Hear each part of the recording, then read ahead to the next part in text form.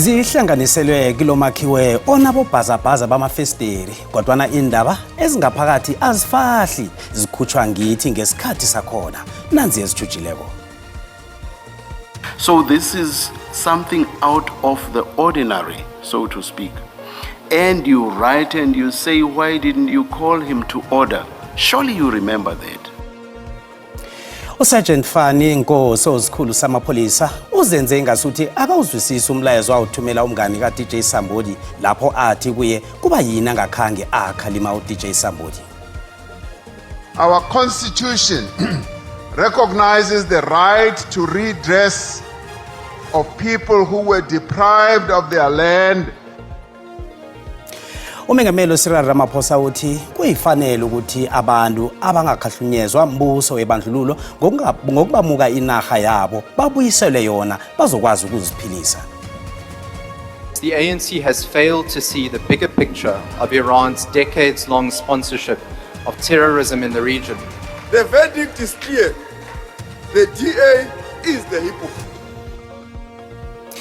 Ikulumo yopikiswano etshisako ebeyibanjwe eParliamente iveze ukuchayisana kwemibono kezepolitiki ngomthetho weSouth Africa omalungana nendaba zamazwe ngamazwe endabeni yokusahlelwa kweIran, iAmerica neIsrael.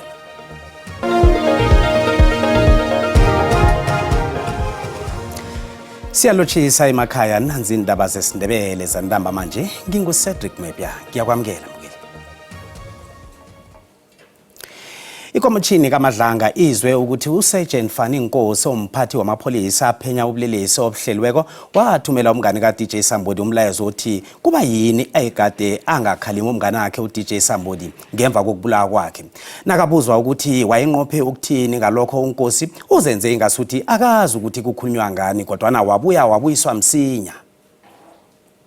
Akhange iphumelele imizamo kaSergeant Fani Nkosi yokuzenza ngasuthi akazwisisi umbuzo ombuza ngomlayezo awuthumela umngani ka DJ Sambodi igama lakhe lamambala ekungu Opa Sifuka. Umlayezo loyo wayeubuza umngani wakhe lo ngokuthi kuba yini angakhange akhalima u DJ Sambodi. Kanti lokhu akhange sihlale kuhle phambi kwekomishini kaMadlanga. Ngombana uNkosi wathumela uMpholile Kukela umlayezo lo ngemva kokubulawa ngesihluku kuka DJ Sambodi. So this is something out of the ordinary, so to speak. And you write and you say, why didn't you call him to order? Surely you remember that. You cannot tell us that you do not remember that. And if you tell us that, I'm saying directly to you and to your face that you are lying. Please try to come up with a different answer, which is more plausible. Otherwise, you are just telling us lies. Ngemva kwesidlo semini uNkosi ubuye nempendulo. I did manage to phone Mr. Lekukela, whom I was talking to that time. He just reminded me that we were talking about how he could have warned the deceased of not interfering with people's girlfriends. Indabezi zilandelwa indaba yokutshejwa kwensolo ezinye ezenzeka kuMasipalata weTshwane lapha uNkosi asolwa khona ngokuba nomthelela ebukhwabaniseni bamathenda. Begodu nobufakazi buragele phambili nokuveza ukuthi uNkosi wasebenzisa abantu abaziko ukuba negama ekukhuthazeni ihlelo lokuqatsha kuMasipalata lo ngomana wabe anendlela zokuthola incwadi zangaphakathi kuMasipalata lo. You as an outsider, being neither a job applicant or an official of the city of Tshwane, should not have had access to any of these documents. Do you accept that? And if you don't accept it, you can say, I don't accept it. So I'm not putting words in your mouth. And you seem to me to have been pulling strings in matters you should have had nothing to do with. Ukulayela kwekomishini kuyaraga. Kanti indaba nasenjalo ikomiti yeParliamente esikhatshana ephenya zona lezi eziphambi kwakaMadlanga iqedile ngokuchuka abofakazi ngembuzo. Commissioner wamapholisa uGeneral Fani Masemula kunye neCommissioner wamapholisa waKwaZulu-Natal uLieutenant General Nhlanhla Mkhwanazi ekunguye wasusa indaba le bavele ngaphambi kwamalunga weParliamente ivekele ukuzokuchuka ngembuzo kodwa ngemva kokuthi ikomiti le ichuke ngembuzo abanye abantu ayinyangeni ezisithandathu ezidlulileko. Ikomiti kufanele bona iqede ngomsebenzi ngoSewula umnyaka opheleleko, kodwana ukwanda kwabantu ebekufanele babathuke ngemibuzo uSewula ufike bewadlula. Isikhathi sekomiti le singezelelwe amahlandla amathathu. Ilanga lokugcina kubekwe izi-31 kuNtaka okutsho bona amalungu ePalamende anesikhathi esingaba yiveke bona atlola umbiko ngakufundileko kunye nentshukumiso ezizokuvezwa ePalamende. Nakavela godu ngelesibili, ukomitjhinara wamapholisa uGeneral Fani Masemula ubuyelele bona akhanga avumelana nesiqunto sokuphadlhalajwa kwe-PKTT. My view, Honorable Chair, is that it wasn't supposed to be dissolved.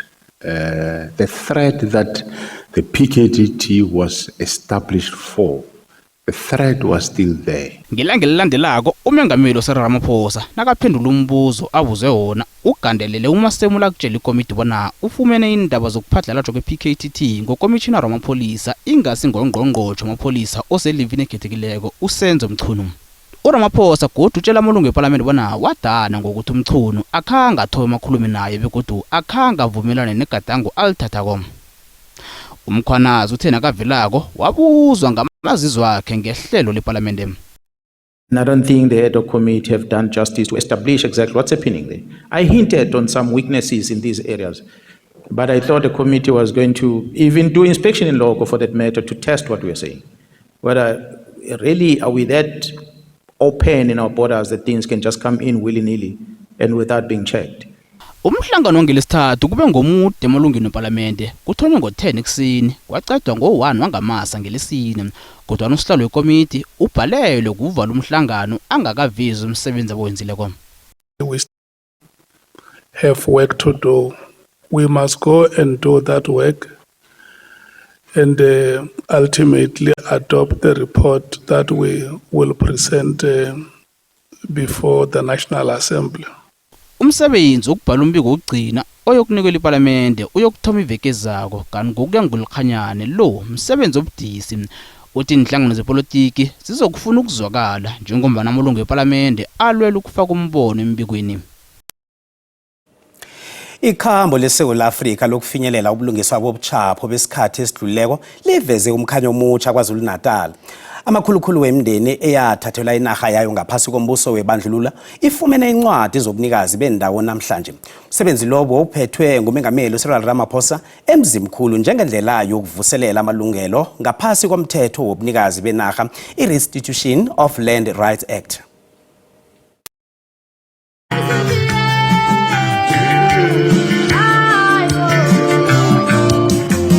Umphakathi lapha uthokozelela ngalamalungelo obuntu bekwehla nemthwalo yobuhlungu bangesikhathi sebandlululo. Ekugcineni imindeni le beyayithola imitlolo yobunikazi benaga yabokhokho babo. Inaga emahekere angaphezulu kwenkulungwane ezili-18 ibuyiselwe emindenini emine. Hlanganapho kubalwa abazuzileko abazinkulungwane 2,800. Inengi labo abangaphezulu kwenkulungwane ezimakhulu 500 bomma. Umengameli uthi umsebenzi lo uqhakathekile naziza emalungelweni wobunikazi benaga. Now kaningi abantu bathi no, umhlaba awukabuyiselwa ezandleni zabantu bakithi. Since umsebenzi wale commission ye land rights waqala, we have settled almost 84,000 land. Okuhle ngenaga le ukuthi inehlabathi enothile namadlelo wefuru nomsaho. Okwanje uqalwe nokuthi kuvuselelwe ngayo umnotho wokusaha ingodo kuhlunyiswe umnotho. Gabaningi esegade balindele ukubuyiselwa inaga bekwehla nenyembezi zethabo kibo. Njengombana ihlelo lokwabiwa kwenaga nokubuyiselwa kwenaga ebantwini bayo likhamba liba nenqabo. Kodwa nonyaka nje abantu bemzimkhulu baligidinga kamnandi langa lamalungelo obuntu. Inkulumo-mpikiswano etshisako ebeyibanjwe ePalamende iveze tshashalazi ukuchayisana kwembono kezepolitiki malunga nobujamo bomthetho weSouth Africa wendaba zamazwe ngamazwe endabeni yokusahlelwa kwe-Iran, i-America ne-Israel. Inkulumo-mpikiswano le iphakanyiswe umholi we-Build One South Africa, uMmusi Maimane, igcine ngokungaboni ngelihlo linye kwenhlangano zepolitiki malungana nokungathathi ihlangothi, ukusebenzisana kwamazwe ngamazwe nokuthi iSouth Africa kufanele ijame kuphi endabeni yombango lo. Ihlangano iBosa iveza ukuthwenyeka ngokungakanzinzi isikhundla sinye. Ithi iSouth Africa kufanele isebenzise imithetho yamalungelo wobuntu ngokulingana, nayithi yona ayithathi ihlangothi. We will not be hypocritical when we take the stance. If you take a view that says you are non-aligned, you need to stand up for that principle. I-MK Party ikhalime ngamagama abukhali indaba yokugandelelwa mamazwe wangaphandle, yaveza umthelela wepi emnothweni weSouth Africa nokuzijamela kwelizwe limi. We must resist attempts for our country to be used as puppets of imperialists. Onopopi babakhwaphilisi. I-DA ihlabe kumbu ubujamo bukarhulumende, ithi urhulumende ubhalelwa kuqalelela ukuthuselwa kwezokuphepha ekuthintaniswa ne-Iran namazwe asebenzisana nayo. The ANC has failed to see the bigger picture of Iran's decades-long sponsorship of terrorism in the region. I-EFF ithi iSouth Africa kufanele iliswane nokugandelelwa mamazwe anamandla. The world is bending right under the weight of American and Israeli imperialism, apartheid and naked genocide. I-ACDP ikhombela ukuthi kuliswane nokusetshenziswa kwamagama ahlabako ngehloso yokuhlorhiphi mamazwe wangaphandle newekhaya pham. We appeal to the international community, particularly the UN, to seek a ban on Iran's provocative, hateful rhetoric of death to America and death to Israel. I-Al-Jamaa isole America ne-Israel ngokuphula umthetho wamazwe ngamazwe, yakhombela ukuthi amaziko wamazwe ngamazwe aqinisekise ukuziphendulela. The US and Israel has been guilty of genocide, and we must admit this as parliamentarians. We take this very seriously, and we respect the rule of law of the ICJ's rulings. I-ANC isole ukuragela phambili kwezehlakalo zokuthuthumbisa, ithi lokhu kuthikazisa inkulumiswano zokuthula. Despite the fact that all and sundry accepted that negotiations were going well with Iran, from nowhere then they attacked Iran, and that is why we are here where we are here today. Urhulumende ukandelela ukuthi indlela eyisebenzisako idzimelele khulu emalungelweni wobuntu nokungathathi ihlangothi, kanti ngakelinye ihlangothi waphayela ngeqadi ukuhlatshwa kumbi zenhlangano eziphikisako. Verdict is clear. The DA is the hypocrite. Standing in this podium, peddling discredited and unproven conspiracies from think tanks in Washington is cheap political point scoring. Inkulumo-mpikiswano le beyisePalamende. Nasibuya entolo. This is the first for the province, first for Mankweng, first for University of Limpopo, first for rural health matters, never been done before. Udokotela obekahlukanisa amawele abelethwe ahlangene eLimpopo uthi kuyamthabisa ukuthi konke kukhambe ngefanelo nesiqhema bekasebenzisana naso.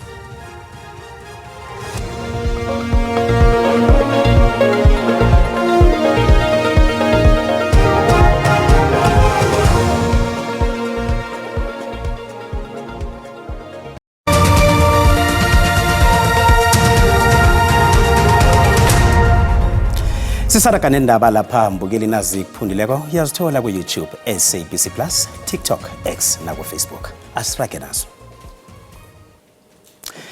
Ihlangano yezohathi SABC imemezele umphathi omutsha wendaba kunye nendaba ezinabileko uDedri Uren. UUren kubalingani bakhe waziwa ngelikadi unelemuko lokusebenza ngendaba elidlula iminyaka ema-30. Bekamjaphethe kulesi sikhundla esele akhethelwe kiso.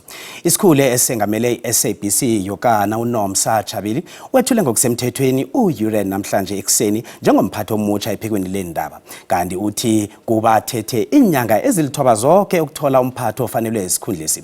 UUren yokuthoma esikhundleni sakhe ekuthomeni kwenyanga kaSihlabandangana.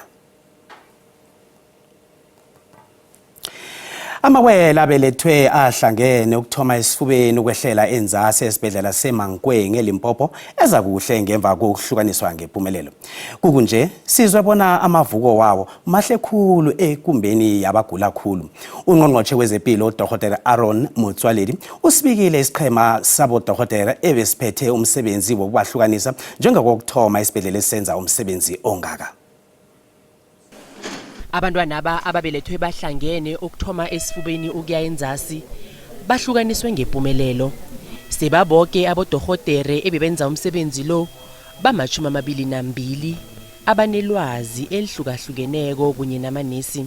Udorhodere bekaphethe umsebenzi lo nguDr. Nyaweleni Chufularo. When I acquired these skills, the challenge has always been, if I go home, will I be able to do this? And this is what many specialists also ask themselves. Elinyeke ihlangothi eliqhakathekileko ebelilandelwa bekukuthi bathungwe ngefanelo abantwana nabaqeda okuhlukaniswa. When the two babies are joined together, where they cut, they're going to be a skin defect. So we need to expand the tissue so that when they cut, you need to be able to close the abdomen without problems. Amanesi bekaqinisekisa nawo bona abantwana bafumana isekelo elifaneleko ngokunjalo nonina. The mother was very happy seeing the results of the babies, and even when we were presenting the presents that we got for the babies, the mother was overwhelmed. Ungqongqotjhe wezempilo Dr. Aaron Motsoaledi uphumelele naye ukuyobahlola namhlanje abantwana ayobavusela nonina. Bewatsho ke nokuthi imbedlela zombuso kufuze zinikelwe insiza ezaneleko bona zikwazi ukwenza imisebenzi efana nale. We deprived public hospitals of facilities and resources and started investing in private healthcare in the country. Where we believe in public hospitals, we have got people who are not knowledgeable. They are. Kukunje amawelela asabekwe ilihle libukhali ngombana elinye ingasuthi kubonakale amavukwalo amahle kunaleli linye sebelikhutshiwe nebhodleleni. Sisaraga nendaba kuvele indaba zokuthi izindlu ezima-RDP zithengiselwa amaphandle eGauteng. Umbiki indaba wethu Calvin Dludla ugijimele lapho ngemva kokuthi sizwe umkhosi. Sinaye studio uCalvin uzosihlathulela.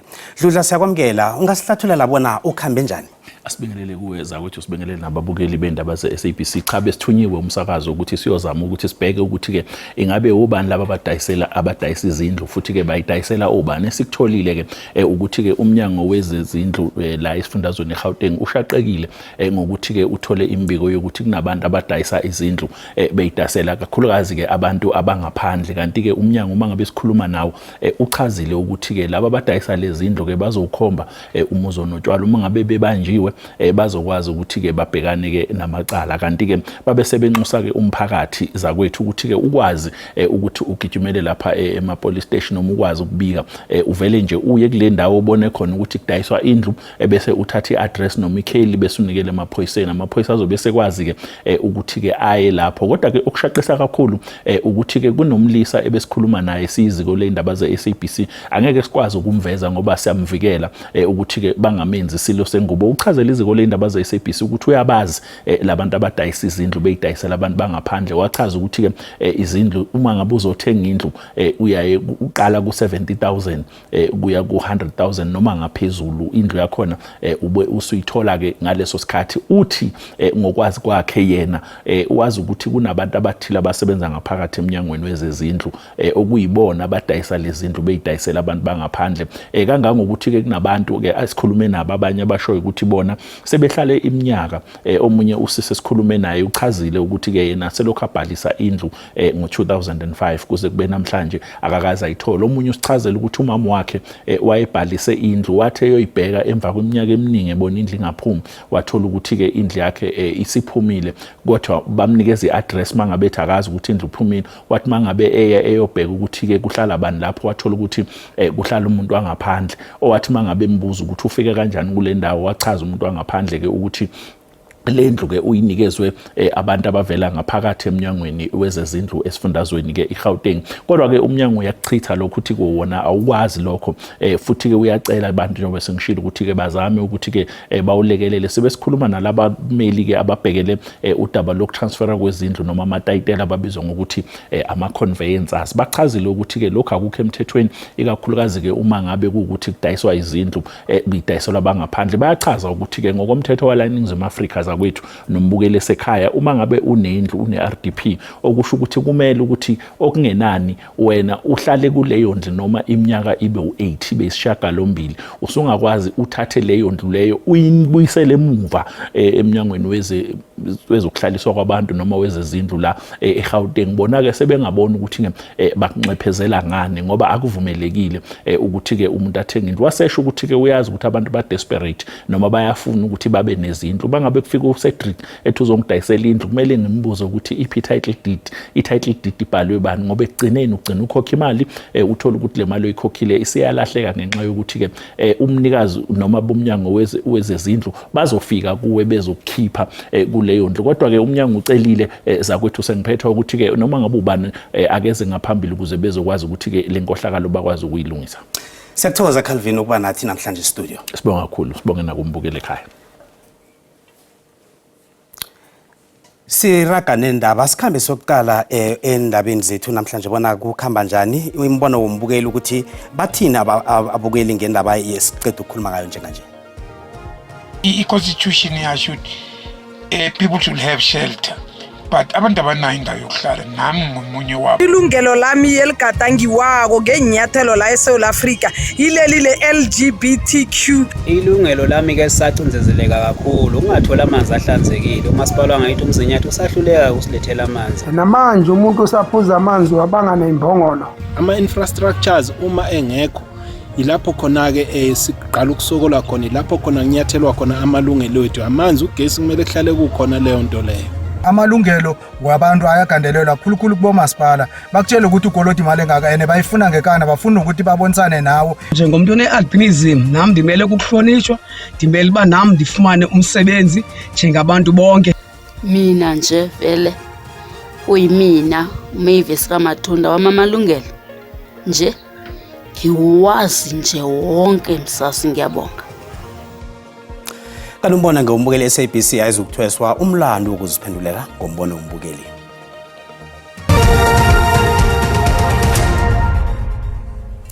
Kezemali ranta lehlile nalinganisana nezinye imali ezinkulu.